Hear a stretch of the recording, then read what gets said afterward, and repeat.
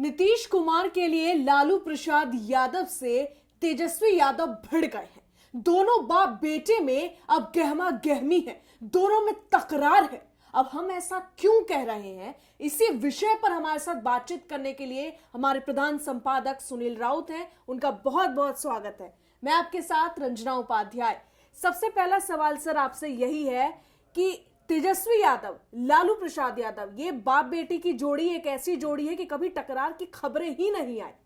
और नीतीश कुमार, आज पहली बार ऐसी खबरें आ रही हैं कि दोनों के बीच नीतीश कुमार के लिए लड़ाई हो गई, भिड़ गए हैं, दोनों आमने सामने हो गए हैं। ऐसा क्यों हुआ, हमारे दर्शकों को बताएं। जी नहीं, बेसिकली रंजना देखिए, बिहार की राजनीति में इन दिनों बड़ी उथल पुथल चल रही है।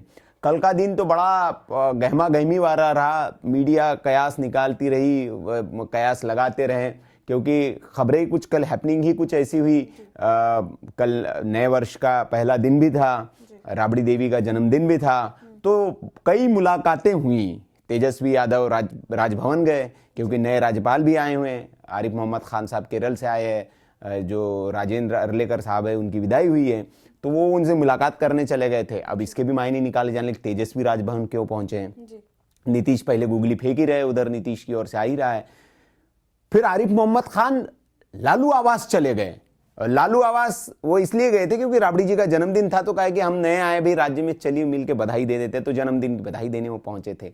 तो उसके भी मायने निकाले गए कि राज्यपाल भैया खुद पहुंच गए हैं, क्या सत्ता परिवर्तन होने वाला है, क्या फिर से लालू प्रसाद यादव का परिवार ताकत में आने वाला है, शक्ति में आने वाला है। फिर सम्राट चौधरी भागे भागे नीतीश कुमार से मिलने पहुंच गए। अब वो भी जाहिर सी बात है कि नए साल की बधाई देने पहुंचे होंगे। तो इसके तमाम तरह के कयास निकाले गए कि क्या नीतीश बाबू फिर पलटी मारने वाले हैं। और इन सब के बीच एक बयान आता है एक दिन पहले तेजस्वी यादव का। वो कहते हैं कि नहीं जी, वो नीतीश कुमार के लिए एंट्री बंद है, नो एंट्री है हमारे गठबंधन में, क्योंकि आएंगे तो हमको नुकसान ही करेंगे, इसलिए हम इनको नहीं लेंगे, बहुत हो गया, अब इनकी एंट्री बैन है। ये तेजस्वी यादव का बयान है, लालू प्रसाद यादव के सुपुत्र का। लेकिन कल एक इंटरव्यू देते हैं नए साल के पहले दिन लालू प्रसाद यादव एक यूट्यूब चैनल को, और उसको सुनेंगे आप तो वो कह रहे कि नहीं, सारी गलतियां माफ करने के लिए तैयार है हम।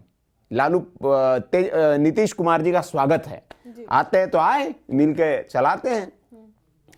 अब जो है, बाप कुछ और कह रहा है, बेटा कुछ और कह रहा है, दोनों में सामंजस्य नहीं है। मतलब जैसे इंडिया गठबंधन का मामला चल रहा है ना, इंडिया गठबंधन में एक उत्तर भाग रहा है, दूसरा दक्षिण भाग रहा है। जब केंद्रीय चुनाव है तो सब एक हो जाएंगे, अब दिल्ली में है तो एक दूसरे पे ही लट्ठम लट हो रही है। तो इसी तरह का मामला कुछ लालू परिवार में दिख रहा है। जो कह रहे ना, बिड़ गए, वो पिताजी कह रहे बेटा ले ले, सत्ता का मजा ले ले, जैसे भी मिल जाए कोई दिक्कत नहीं, नीतीश को साथ में ले लेते हैं। वो कह रहे कि नहीं जी, हम नहीं लेंगे। तो बाप बेटे में इस बात पर टसल चल रही है। हालांकि सही बात का, इससे पहले ऐसा नहीं होता कि तेजस्वी कोई लालू की बात टाल दे, लेकिन अब ये जो तो बयान आए हैं, इन बयानों से जो है अब ये बड़ा कि क्या लालू परिवार में फूट पड़ गई है, लालू प्रसाद यादव की बात नहीं मान रहे। क्योंकि आप तेज प्रताप को देखेंगे, जो छोटा बड़ा बेटा है तेज प्रताप, वो मुखालफत करते रहते हैं अपने भाई की। देखा भी होगा, वो बार बार पार्टी को लेकर सवाल भी उठाते रहते हैं, पार्टी के नेताओं को लेकर सवाल उठाते रहते हैं। तो उनके बीच में खटपट है, ये तो सब देखते हैं। अब पिता पुत्र के बीच भी खटपट हो गई है। तो क्या सवाल बिहार की राजनीति में अब ये पैदा हो रहा है कि आरजेडी में सब कुछ ठीक नहीं है? जैसे अखिलेश यादव ने उत्तर प्रदेश में किया था, मुलायम सिंह यादव को मंच पर, उनका वो बड़ी तस्वीरें वायरल हुई थी, वो खींच लिया था और समाजवादी पार्टी पर उन्होंने कब्जा कर लिया था। तो हालांकि चला तो यही रहे, लेकिन क्या अब तेजस्वी जो है अपना फुल कंट्रोल चाहते हैं। पिताजी अलग बात कह रहे, पिताजी की भी बात नहीं सुन रहे। तो इस तरह के तमाम कयास आ रहे हैं। लेकिन नीतीश कुमार ने जो है वो यादव परिवार में खटपट जरूर पैदा कर दी है। जिस नीतीश के नाम पर बेटा मना कर रहा है, पिता कह रहे कि नहीं उसको ले लेंगे। अब नीतीश कुमार अपने, मतलब मोस्ट डिमांडिंग पर्सन है नीतीश कुमार बिहार की राजनीति में। वो जिधर रहते उधर सत्ता है। तो हाँ, तो इसीलिए अब वो नीतीश कुमार की वजह से लालू परिवार में जो है वो रंजना, वो खटपट दिखाई देने लगी। नीतीश कुमार का अगर मैं फैक्टर देखूं तो नीतीश कुमार एक ऐसे अगर मैं 10 साल की बात करूं, खास तौर पे 10 साल की, जब से प्रधानमंत्री नरेंद्र मोदी प्रधानमंत्री बने हैं, इस बीच नीतीश कुमार एक ऐसा फैक्टर बनकर रह गए हैं कि चाहे वो कहीं पे भी चुनाव हो, नीतीश कुमार एक बहुत बड़ा एक सूत्रधार कह लीजिए या एक बहुत इंपॉर्टेंट पार्ट कह लीजिए इंग्लिश में अगर हम कहें तो, वो बन गए हैं। तो क्या आपको लगता है कि 2025 के चुनाव में वो फैक्टर रह पाएगा या उनकी छवि धूमिल हो जाएगी या खत्म हो जाएगी? नहीं, देखिए, भारतीय जनता पार्टी निश्चित तौर पर अपने बलबूते, क्योंकि नीतीश कुमार का कोई भरोसा नहीं है, most unpredictable man in the Indian politics, तो वो उनको कोई प्रिडिक्ट नहीं कर सकता। रात तक वो बीजेपी के साथ है, सुबह उठे तो पता चले कि मूड पर पलट गया उनका, तो बोले कि नहीं जी अब सरकार आरजेडी के साथ बनाएंगे, पलटू राम कहा जाता है उनको। तो भारतीय जनता पार्टी इसीलिए उन पर आंख मूंद कर भरोसा नहीं कर रही है। भारतीय जनता पार्टी का प्लान बी बिहार में मौजूद है, और मैंने जैसे बताया, कल भी हमने एक वीडियो बनाया था कि वहां पर एकनाथ शिंदे की तलाश कर ली गई है जेडीयू में, और नीतीश कुमार ने जैसी थोड़ी चूपटक की तो जेडीयू का भी हश्र वही होगा जो शिवसेना का हुआ है महाराष्ट्र में, जो एनसीपी का हुआ है, जो मध्य प्रदेश में कांग्रेस का हुआ है, शिंदे को खोज लिया गया। तो उस तरह का वहां पर प्लान बी एक्टिवेट कर लिया है कांग्रेस पार्टी की ओर से, माफ करिएगा, भारतीय जनता पार्टी की ओर से। तो ये जो फैक्टर है नीतीश कुमार, तो इससे निपटने के लिए जो है वो एक बी प्लान तैयार है, और इसीलिए आने वाले चुनाव में नीतीश कुमार को आपको देखना होगा थोड़ा सा जो है वो कॉम्प्रोमाइज करना पड़ेगा। अगर वो कॉम्प्रोमाइज नहीं करेंगे, क्योंकि बचा भी नहीं है अब नीतीश कुमार की हालत, आप देख सकते हैं कि नीतीश कुमार की हेल्थ का भी इशू है, जिस तरह से वो कर रहे हैं। अब उनको एक उत्तराधिकारी की जरूरत है, उत्तराधिकारी उनके परिवार में तो कोई है नहीं, तो पार्टी से ही जाहिर तौर पर कोई बनना चाहेगा, और जब पार्टी में बहुत सारे लोगों की महत्वाकांक्षाएं होगी तो वहां एकनाथ शिंदे खोजना बहुत आसान काम है बीजेपी के लिए, तो वो हो चुका है। और इसीलिए नीतीश कुमार आने वाले चुनाव में आप देखिए कि जैसे महाराष्ट्र में भारतीय जनता पार्टी डोमिनेट किया भारतीय जनता पार्टी ने, वैसे बिहार के चुनाव में भी आपको भारतीय जनता पार्टी दिखेगी। कुछ दिन पहले का अमित शाह का बयान इसी की ओर इशारा है। अमित शाह ने कह ही दिया है, जब उनसे पूछा गया कि क्या भाई नीतीश के नेतृत्व में लड़ेंगे, तो उन्होंने गोलमोल सा एक जवाब दे दिया, ना हाँ कहा ना कहा, तो एक इशारा भी है एक तरह से।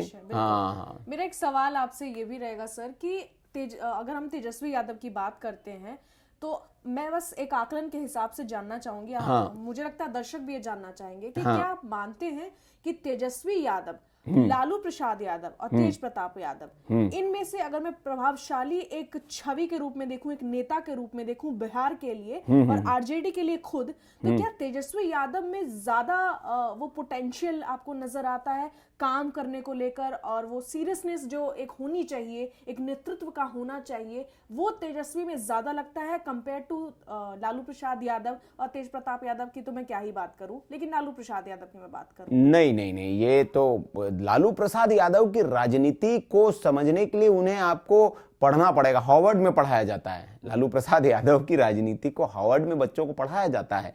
तो लालू प्रसाद यादव आप देखिए, एक चरवाहा, एक गरीब परिवार का लड़का, वो राजनीति में आता है, आंदोलन करता है, एक जाति की राजनीति के सहारे राजनीति के उस फलक पर पहुंचता है कि देश के रेल मंत्री भी रहे। भलाई वो रेल का कबाड़ बेचकर उन्होंने रेल को प्रॉफिट में ला दिया, लेकिन रेल को एक कागजों में तो प्रॉफिट में ला दिया ना आपने, तो उसी थ्योरी को पढ़ाया जाता है उनकी।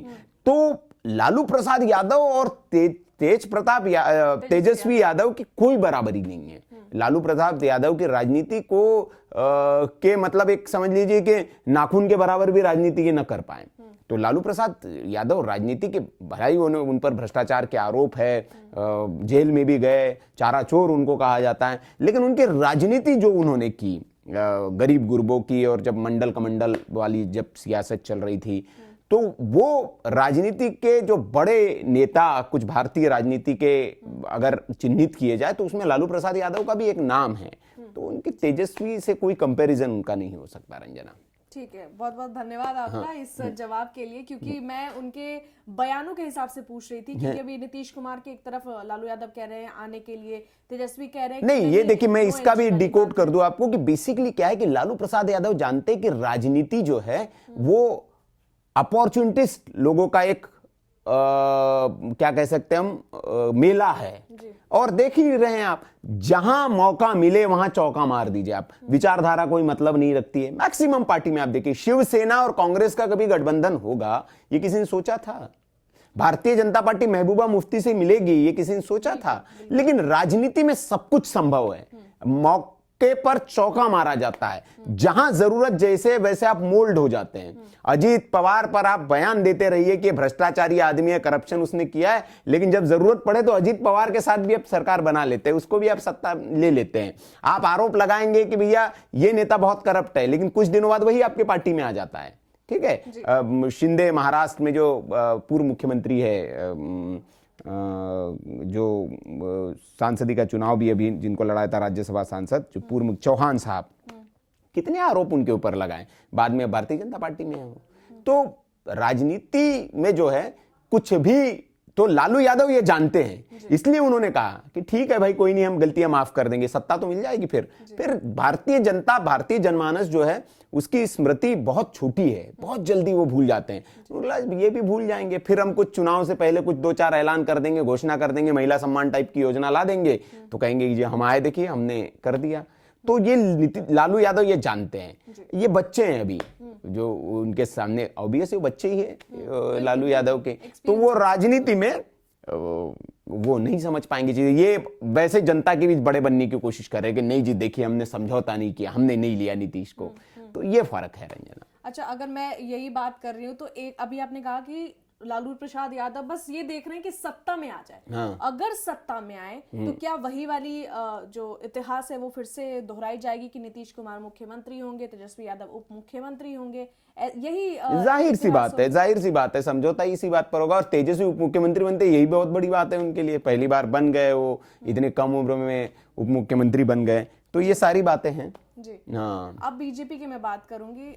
बीजेपी में आपको कौन सा एक बड़ा चेहरा नजर आ रहा है कि अगर बीजेपी अकेले मैदान में उतरती है तो वो 2 या 3 चेहरे कौन होंगे जिसके ऊपर मुख्यमंत्री के तौर पर बीजेपी खेल सकती है? ऐसा कोई चेहरा आपकी ज़हन में आ रहा है? भारतीय जनता पार्टी, एक तो वहां पर पहली बात यह है कि किसी चेहरे के दम पर नहीं जाएगी, ये गलती नहीं करेगी, क्योंकि वहां कोई ऐसा बड़ा चेहरा है नहीं।